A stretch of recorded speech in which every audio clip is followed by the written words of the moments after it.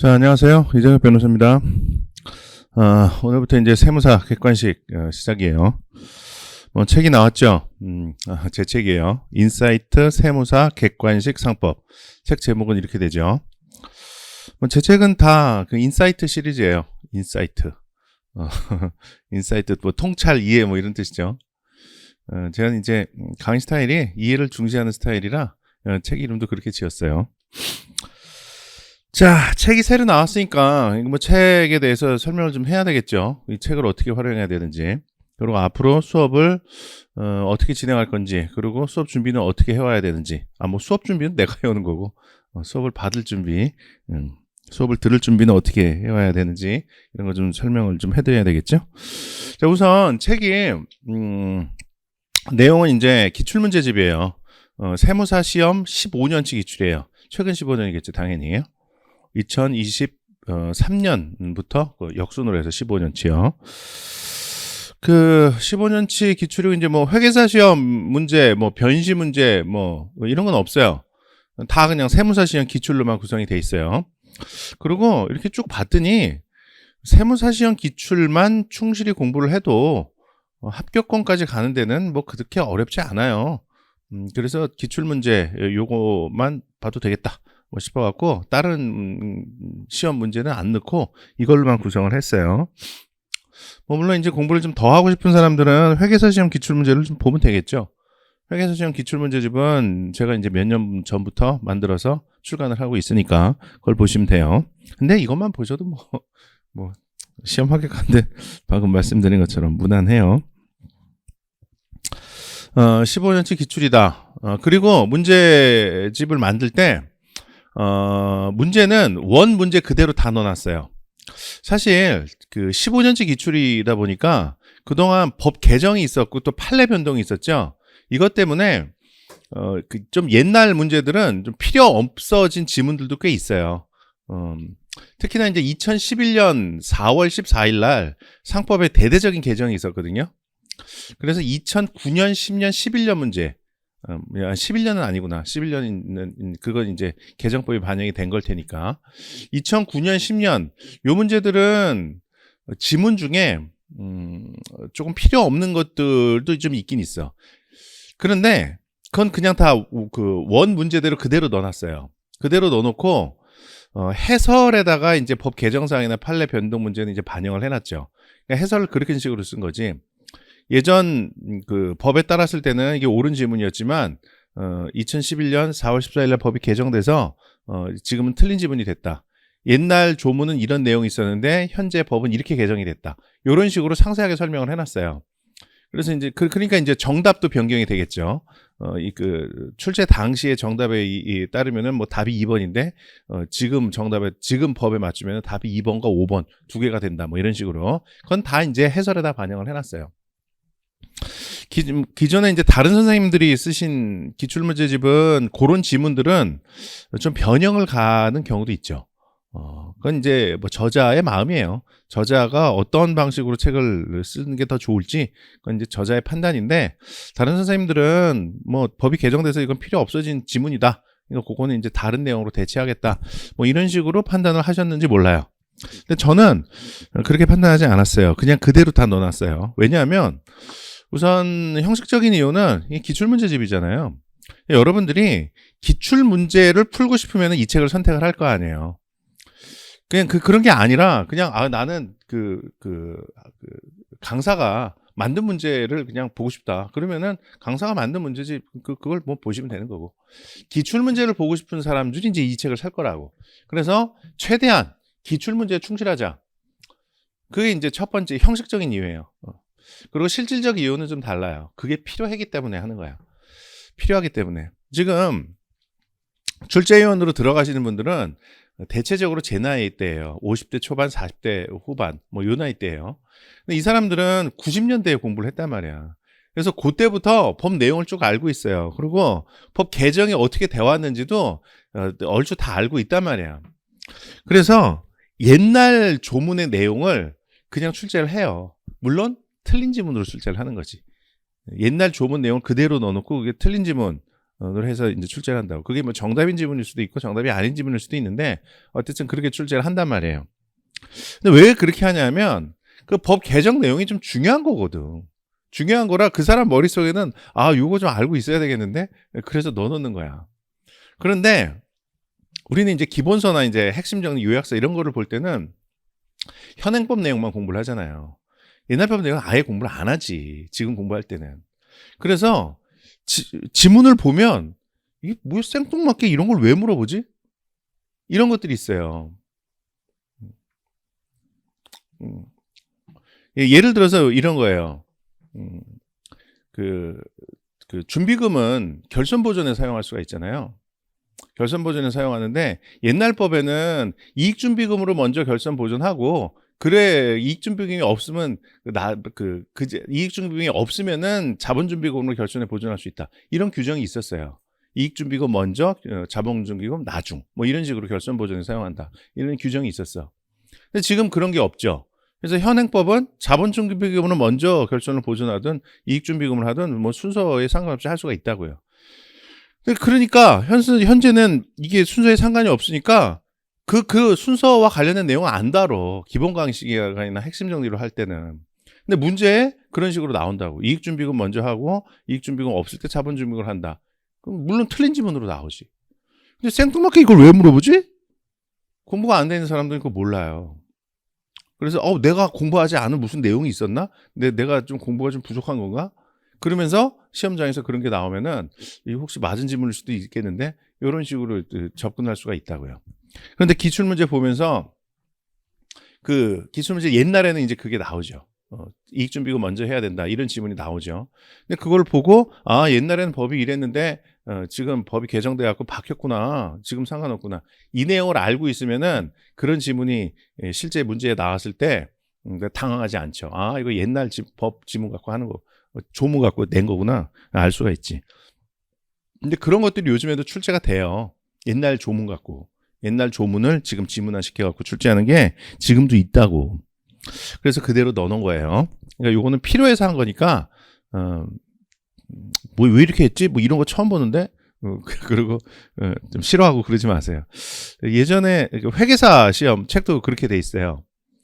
근데 회계사 시험책이 그렇게 돼 있는데 어떤 학생이 이런 책 처음 본다고 그러면서 약간 싫어하더라고. 근데 이제 학생들 성향은 좀 그렇잖아. 기존에 대체적으로 하는 경향에서 벗어나는 게 있으면 저 선생님 뭐 강의를 좀 이상하게 하는 거 아니야? 뭐 괜히 뭐 튀고 싶어서 저러는 거 아니야? 뭐 그러면서 좀 싫어하고 그러는 경향이 있는데 절대 그런 거 아니에요. 우선 이쪽 회계사 세무사 쪽에서 강의하는 상법 선생님 중에서 내가 공부 제일 많이 했어. 여기에서 지금 1등 하는 선생님, 2등 하는 선생님, 변호사 자격증 없잖아요. 나는 변호사 자격증이 우선 있고, 실무 경력도 10년 정도 있고, 10년 이상 있죠. 10년 이상 있고, 그리고 또, 강의는 내가 초보냐고 아니야. 나도 강의 경력이 10년 정도 돼요. 변호사 시험 쪽에서 강의를 계속 해왔잖아. 그래서, 이 강의하고 공부하고 이런 거에 있어서도 다른 선생님 전체 뒤지지 않아. 그래서 내가 이거 필요하다고 생각해서 그렇게 넣어놓은 거면 내 말이 맞는 거예요. 그럼 다른 선생님 틀린가요? 다른 선생님이 틀려서가 아니라 다른 선생님은 아마 문제를 좀 편하게 내고 싶어서 그랬을 확률이 높아요. 이거 법 바뀐 거 이거 이 법 바뀌었으니까 그냥 새로운 걸로 그냥 하나 넣는다. 그리고 내가 창작해서 넣으면 그런 문제집 만들기가 되게 쉬워져. 그래서 했을 가능성이 높아요. 근데 이거 추적해갖고 옛날 법 내용 쓸고 법이 왜 바뀌었는지 그런 것도 좀 써놓은 것도 있어. 바뀐 이유가 의미가 있는 거는 개정 취지까지 조금 써놓은 게 있어요. 그래서 옛날 법 내용은 뭐고 언제 바뀌었고 현행법은 이런데 그게 왜 바뀌었는지까지 쓰려면은 해설 쓰기가 되게 어렵단 말이야. 그래서 그래서 안 하는 경우도 많아요. 그리고 법이 바뀌기 전에 공부를 안 한 사람들은 상법 공부를 안 한 사람들은 또 법이 바뀌어서 그렇다는 걸 모르잖아. 모르는 경우도 있잖아요. 있을 수도 있고 그 옛날 법의 내용에 대해서는 깊이 있게 모르잖아. 그래서 그 내용을 해설에 담기가 어렵다고. 그래서 안 나왔을 가능성이 제일 높아. 필요한 걸 알면서도. 그래서 나는 근데 그거 다 쫓아가면서 했어요. 추적 다 해갖고 썼어. 그거 되게 어려웠어요. 사실 다 찾아봐야 되잖아. 옛날 법은 이제 요즘에는 책에도 안 나오지. 그래서 뭐 물론 옛날 법 조문을 해설까지 달 것까지는 아니죠. 뭐 그렇게까지 할 건 아니고 옛날 법은 조문만 써놓고 그냥 개정 취지하고 현행법만 이렇게 해놨지. 자, 뭐 그렇고요. 우선 그대로 다 넣어놨다라는 거 설명을 드렸고요. 자, 그 다음에 그 다음에 또 말씀을 드려야 될 게, 이거는 뭐 머릿말에 있는 내용이긴 한데, 해설은 문제마다 좀 완결성이 같도록 했어요. 이게 기출문제다 보니까 중복되는 지문들이 많아요. 그리고, 이게 이제 그 진도순으로 돼 있잖아요. 그래서 뭐 2011년 문제든 2015년 문제든 이런 것들을 다 진도순으로 재배열을 해놨다고, 문제 순서를. 그러니까 비슷한 것들이 쭉 모여 있어. 그러다 보니까 앞에서 설명을 했는데 그거랑 거의 같은 내용의 지문이 나오면은, 예를 들어서 그게 2011년도에 출제된 지문인데 2015년도에 또 출제가 됐다. 그러면 이 실제 시험에서는 한 4년 후에 출제가 된 거지만 이 책에서는 2011년 문제 나오고 2015년 문제가 그 다음에 바로 나온다고. 근데 이제 그러다 보니까 그 문제를 푸는 사람, 해설은 어떻게 달았냐면 2011년도에 나온 지문에 대해서 해설을 달았을 거 아니에요. 그러니까 다음 문제에 또 거의 비슷한 지문이 나왔는데 그거에 대한 해설은 똑같은 걸 다시 다 달았어.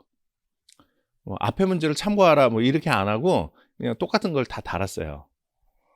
왜 그러냐면 문제가 나오고 이제 바로 다음에 또 나오면 괜찮은데, 이게 한 3-4문제 떨어져서 똑같은 지문이 나오면은 앞에 지문 참조해라, 앞에 해설 해놨으니까, 그러면 이거 앞에 또 찾아가야 되잖아. 그리고 또 몇 문제 앞에 있는지를 어떻게 다 알아, 학생들이, 처음 공부하는 학생들이. 3페이지 앞에 있는지 뭐 7페이지 앞에 있는지 그걸 어떻게 다 아냐고. 그럼 일일이 이걸 어떻게 다 읽어가면서 찾아갈 거야. 그래서 그냥 똑같은 거라도 다 넣어놨어요. 그래서 바로 다음에 나오는데 똑같은 게 또 있고 막 그래. 해설 달 때는 이제 컨트롤 C, 컨트롤 V 해서 넣어놓고, 그리고 요 지문에 맞춰서 약간 문구 수정만 하니까 거의 똑같죠. 거의 똑같은 건 뭐 자꾸 이렇게 다루다 반복해서 그렇게 불만이 좀 가질 수도 있는데, 취지는 그래요. 그 공부하는 사람 편의를 위해서 한 거니까 대충 보고 이렇게 똑같은 거네 싶으면은 해설은 안 읽어도 돼요. 그런 것들은. 뭐 그러다 보니까 책이 좀 두꺼워졌어요. 이게 지금 703페이지야. 다른 선생님 책 이렇게 교보문고 들어가고 몇 페이지인지 봤더니 이렇게까지 두꺼운 기출문제집은 없더라고. 그런데 책이 두꺼운데, 이게 두꺼운 이유가 여기 뭐 이렇게 뭐 많은 내용이 들어있어서 그런 거 아니에요. 방금 얘기한 것처럼 중복된 지문에 대해서 해설이 반복돼 있고, 그리고 또 해설 자체가 길어. 해설 자체가. 다른 선생님 책 보면은 그 문제가 지문이 이렇게 5개 있잖아요. 이 문제의 분량보다 해설의 분량이 대부분 더 적어. 그런데 내 책은 안 그렇지. 해설이 문제보다 항상 더 길어요. 훨씬 더 길어. 해설이 더 짧은 건 뭐 별로 없어. 몇 문제 없어요. 뭐 해설이 대부분 더 길고, 어떤 거는 뭐 문제 길이에 한 2배, 3배 되는 것도 있어요. 근데 그게 뭐 이 책이 무슨 많은 정보를 다루고 있어서가 아니라 지문에 대한 해설을 충실하게 해서 그래요. 우선 첫 번째로 조문을 다 넣어놨어요. 여기다 법 조문을 박스에다 해갖고 다 넣어놨어요. 이 조문은 법 조문 원문 그대로야. 그대로니까 요거를 읽어보시는 게 좋아요. 그리고 이제 조문 자체만 읽으면 뭔가가 좀 딱딱하고, 이 지문하고 이 조문의 관련이 어떻게 되지 이런 게 바로 인식이 안 되는 경우도 있어요. 그런 것들은 내가 그 해설을 달아놨어. 내 문체로 여러분들 읽기 쉽게 해설을 다 다뤄놓은 다음에 이렇게 해설이 되는 근거가 몇 종가 그걸 써놓고 밑에다가 다시 조문 원문을 또 넣어놨어요. 이렇게 하다 보니까 이게 엄청 양이 늘어난 거예요. 다른 선생님들 책은 안 그렇죠. 다른 선생님 책은 지문에 대한 해설을 보면 그 해설이 한 줄이 안 되는 것들이 대부분이야. 한 줄이 안 돼. 한 반 줄 뭐 이런 것들이고, 그리고 법 조문 표시만 돼 있는 것들도 많고. 사실 그런 게 많을 수밖에 없는 게 세무사 시험은 대부분 법 조문 자체를 지문화시켜 갖고 출제를 해요. 그런 게 한 60% 70%는 되는 것 같아요. 그래서 해설도 그냥 법 조문만 그냥 인용하는 것들이 거의 대부분이야. 내 책도. 나는 이제 법 조문을 그대로 여기다 넣어놨는데 다른 선생님 책에는 몇 존지만 표시를 해놓고 조문의 내용은 해설에는 없죠. 지문하고 내용이 거의 똑같기 때문에 그런 걸 거예요. 그런 방식으로 해도 괜찮은데 나는 원문을 보는 거를 권장해주는 스타일이라 원문 자체를 넣어놨어요. 근데 요거는 이제 원문을 이제 해설 부분의 조문의 원문을 보면 지문 내용이랑 거의 같다는 걸 알 수 있을 거예요. 그래서 이거를 읽어보면은 뭐 똑같은 걸 왜 자꾸 이렇게 반복해서 봐야 되나 뭐 이런 생각이 들 수도 있는데 보는 게 좋아요. 법 조문 자체를 계속 눈에 익히는 게 좋아요. 근데 이거는 너무나 당연한 거야. 이 법을 전공한 사람들은 누구나 다 똑같이 하는 얘기예요. 법 조문을 봐야 된다. 법 조문 자체를 눈에 익히는 게 중요하다. 그게 누구나 다 하는 얘기야. 그런데 법 비전공자들은 그거 하는 거 싫어하지. 왜냐하면 원문은 보면 뭔가가 딱딱하고 잘 와닿지를 않아. 근데 그 학원 강사든 대학 교수님들은 선생님들이 이제 설명을 해놓은 문장을 보면 매끄럽게 잘 읽히죠. 그래서 그냥 설명해놓은 문장을 선호하긴 하는데 그거는 법학을 공부하면서 바람직한 자세는 아니에요. 우리가 뭐 세무사 되려고 하지 뭐 법학 전공하는 거 아닌데 뭐 굳이 안 보면 어떻습니까? 세무사 시험을 대비하는 데 있어서도 이 원문을 보는 게 좋아요. 원문은 이제 여러분들한테 법정을 따로 찾아가면서 보라 그러면 그건 절대 안 보잖아. 또 찾는 시간이 들고 하니까 뭐 밑에다 바로 넣어놓은 거예요. 이거는 조문 자체는 좀 봐주세요. 자꾸 나올 때마다. 자, 뭐 설명 방식은 그래요. 법 조문 자체만 인용해 놓은 게 거의 대부분이고 법 조문 위에다가 설명을 좀 덧붙인 게 있어요. 설명이 조금 2줄 이상으로 긴 것들은 설명 자체로 완결성이 있어요. 그래서 그것만 봐도 그 지문에 대한 해설로는 충분해요. 그런데 저는 이제 가급적이면 밑에 있는 조문도 한번 원문을 읽어보시라는 건 권장은 해드려요. 그리고 이제 해설 방식은 이제 머릿말에 상세하게 써놨으니까 그거를 참조를 하시고요. 자, 그렇게 보시면 돼요. 그리고 또 한 가지 말씀을 드릴게. 수업을 들으면서 지금 다 동영상 강의로 들으시겠죠? 들으시면서 그런 식으로 하셔야 돼요. 우리 공부를 하면서 예습이 있고 그다음에 수업이 있고 복습이 있잖아요. 이 기본 강의의 경우에는 예습, 복습, 수업 요거의 비중은 어떻게 되냐? 기본 강의의 경우에는 예습은 할 필요가 없어요. 수업이 비중이 한 50%, 복습의 비중이 한 50%. 뭐 이렇게 보면은 얼추 맞아. 그래서 내가 기본 강의 제 강의 들으신 분들한테 내가 예습해 오라는 얘기 거의 안 하잖아. 한 번도 한 적 없잖아요. 이렇게 돼요. 수업 들으면서 이해하고 이해한 거를 복습하면서 반복 숙달 해갖고 암기를 해야 되겠죠. 근데 지금 강의 문제풀이 여기서는 예습이 차지하는 비중이 70%예요. 수업이 차지하는 비중이 한 25% 정도 되고 복습은 한 5%. 요 정도 비중을 보시면 돼요. 이 사실 요 수업을 중심으로 얘기를 하니까 이게 예습이고 이게 복습인 거지. 실질적으로 어떻게 공부를 해야 되냐면 내가 수업을 안 듣고 그냥 내가 이 책 사갖고 인사이트 세무사 객관식 상법 책 사갖고 나 혼자 공부하겠다. 이런 마음으로 공부를 해야 돼요. 이런 마음으로 혼자서 문제를 다 풀어와야 돼요.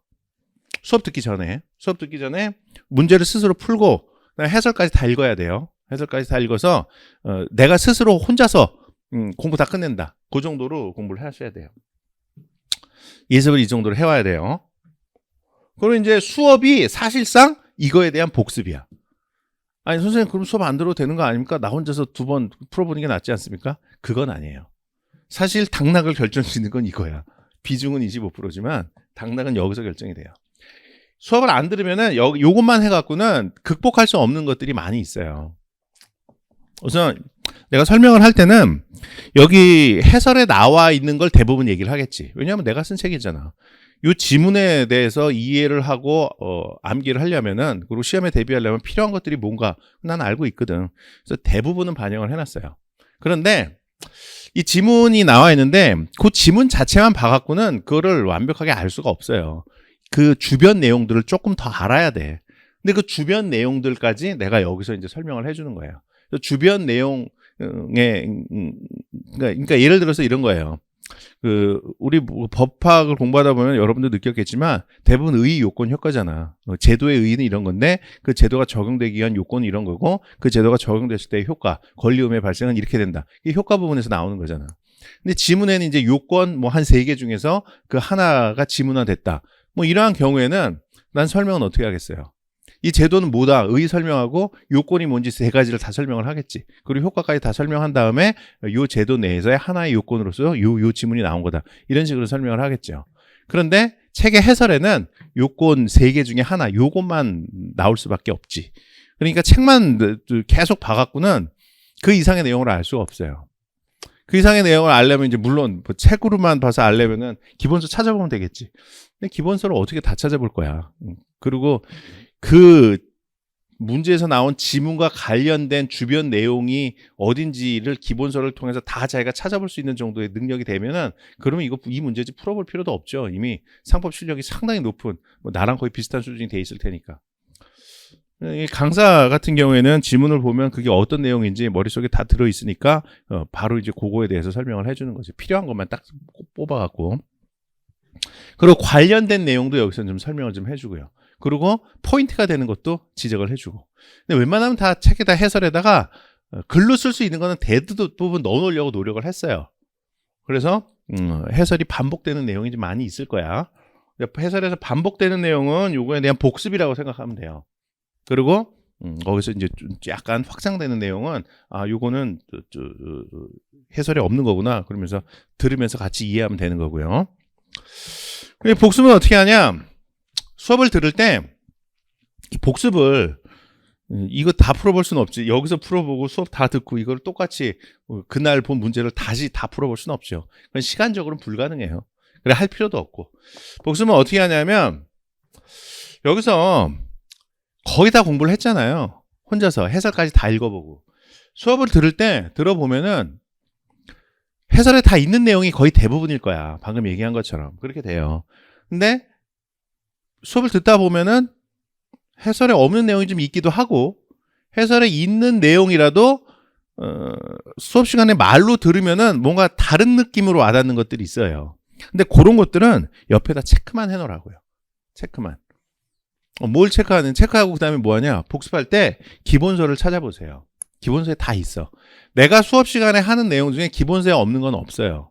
기본서에 없는, 왜냐하면 다 기본서라는 것도 내가 수업 시간에 할 강의를 넣어놓은 거잖아. 내가 쓴 책이잖아. 거기 다 있어. 그러니까 그거 체크만 해놓고 기본서를 보라고.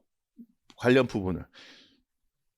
근데 오늘 수업 시간에 들은 얘기가 있고 기억이 어느 정도 남아있는 상태에서 기본서를 찾아보기 때문에 어디에 그 내용이 있는지 찾을 수가 있어요. 이렇게 좀 보다가 선생님이 수업 시간에 들었던 그 내용이 나오면 그거 읽어보면 되는 거니까.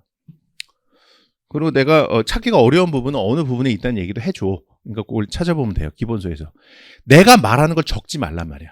책에다가 이 적는 것만 막 급급해. 학생들이 보면. 그리고 적어놓은 거 잘 보지도 않아요. 그리고 이 책을 시험장까지 가져가서 볼 건 아니잖아. 이 문제집을. 여러분들이 공부를 할 때는 기본서가 이제 체계가 잡혀 있는 책이니까 그걸 메인으로 쓰는 게 좋죠. 이거를 보고 여기서 중요한 내용 그런 거 이제 기본서에다 좀 체크를 하고 그렇게 하시라고요. 기본서 너무 두꺼운데요 싶은 사람들은 요약서가 있죠. 근데 요약서가 세무사 시험용으로 나온 요약서가 있어요. 핵심 정리, 인사이트 세무사상법 핵심 정리라는 책이에요. 이거는 재작년에 나온 책이에요. 그걸 보는 건 권장해주지 않아요. 요약서를 따로 보고 싶으시면 회계사 시험용으로 나온 요약서를 사서 보세요. 회계사 시험용 요약서는 이제 상총, 상해하고 어음수표법까지 들어있죠. 근데 그거 안 보면 되잖아. 그냥 안 보면 되는 거고 회사법 부분만 보면 되잖아요. 아니 선생님 출제경이 다른데요. 출제기간 거의 똑같아. 거의 똑같고, 그리고 세무사 시험용으로 핵심 정리 책을 만들어도 회계사 시험용으로 나온 핵심 정리랑 거의 달라질 게 없어요. 왜냐하면 우선 세무사 기출은 회계사에서도 거의 대부분 기출이에요. 그래서 비슷비슷해. 근데 회계사 시험이 이제 판례가 조금 더 나오는 건 있어요. 그런데 만약에 내가 세무사 시험용으로 기출 핵심 정리를 만들어도 회계사 시험용 핵심 정리에 넣어놓은 판례는 여기도 늘 거야.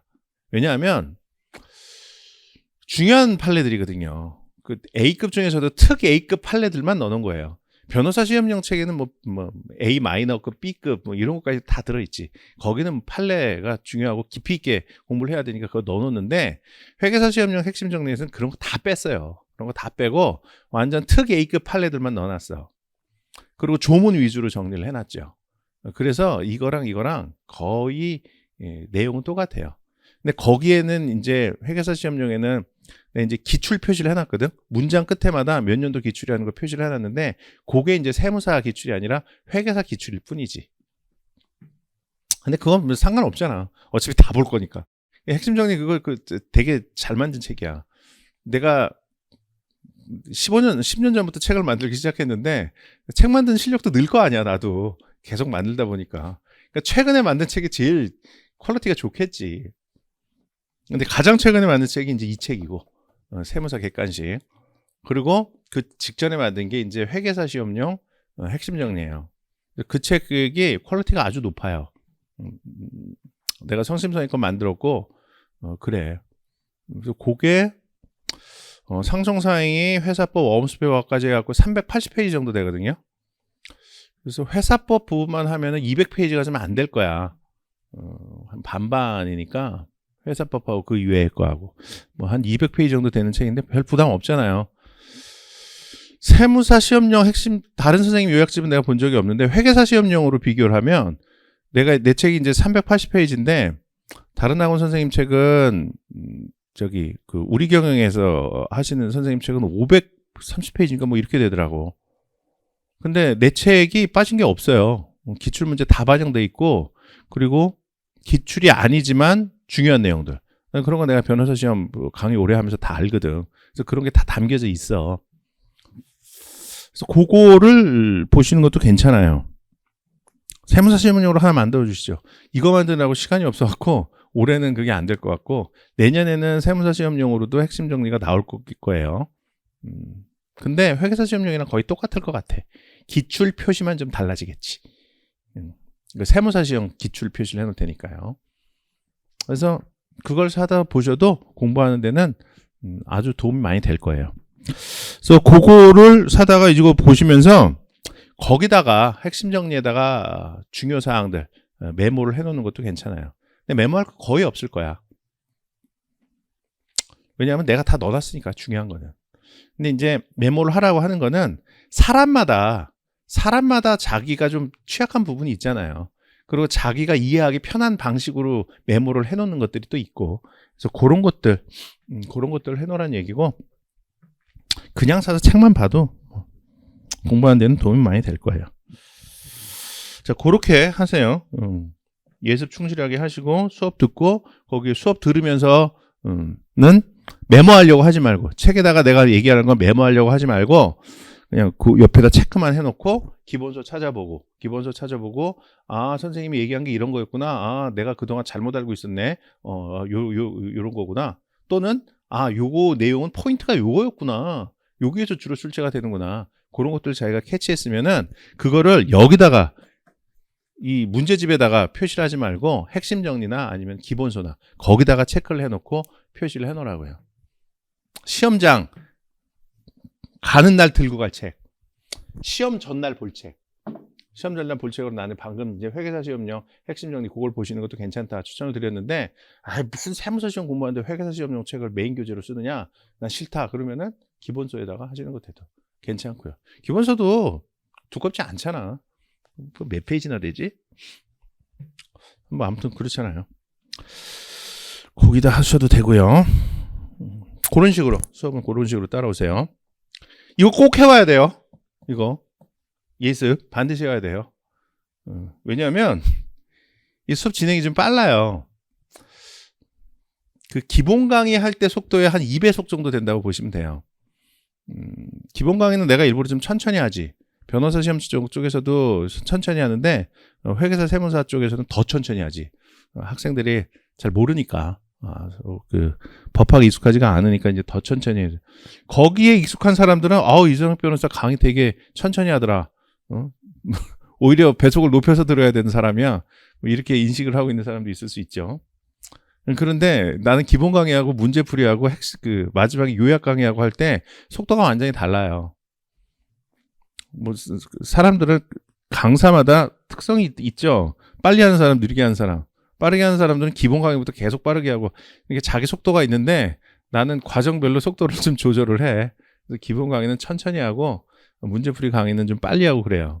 그래서 이거 예습 안 해오고 그냥 수업만 들으면 못 따라와요. 빨라서 반드시 해오세요. 자, 그런 식으로 진행을 하자고요. 자, 그리고 다음으로 얘기할게. 하루 진도는 얼마만큼 나갈 거냐? 하루 진도는 75문제씩 나갈 거예요. 그러니까 매일 75문제씩을 준비를 해오면 돼. 이게 15년치 기출이잖아. 한 해에 40문제 나오죠. 15년치니까 600문제일 거 아니야. 이게 전부 다 600문제 들어가 있다고요. 근데 우리가 과정이 8일이죠. 그래서 600문제를 8일로 나누면 하루에 75문제씩 해야 돼요. 그래서 75문제를 준비를 해오시면 돼요. 예습할 때. 오늘 같은 경우는 이제 오리엔테이션 하면서 지금 한 40분가량이 소요가 됐죠. 그래서 오늘은 75문제를 못 하겠지. 오늘은 한 60문제 정도 할래나? 뭐 그 정도 하겠죠. 그러니까 오늘 60문제를 하면 내일 수업은 61번부터 75문제 그렇게 준비를 해오면 되겠죠.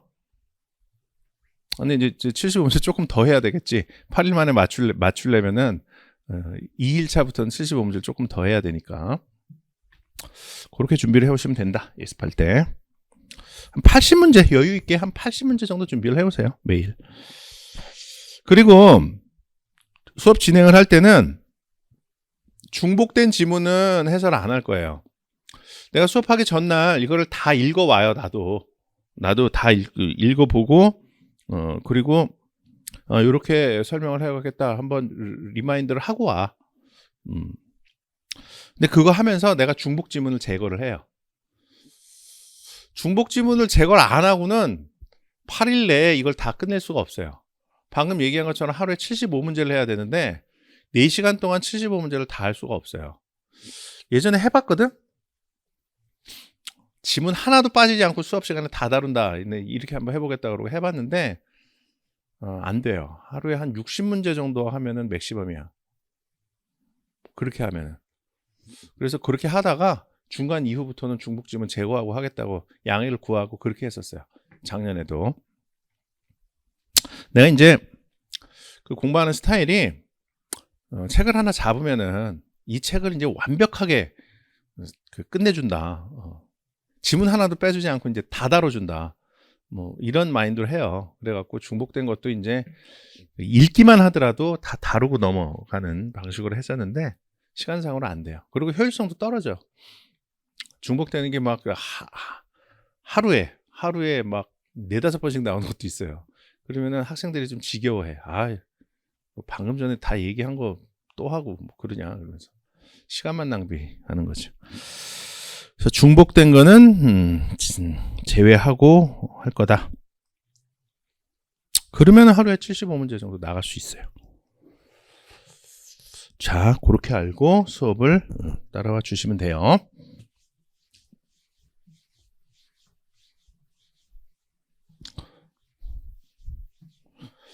자, 한 40분 정도 지났는데 한번 잠시 쉬었다가 하죠. 잠시 쉴게요.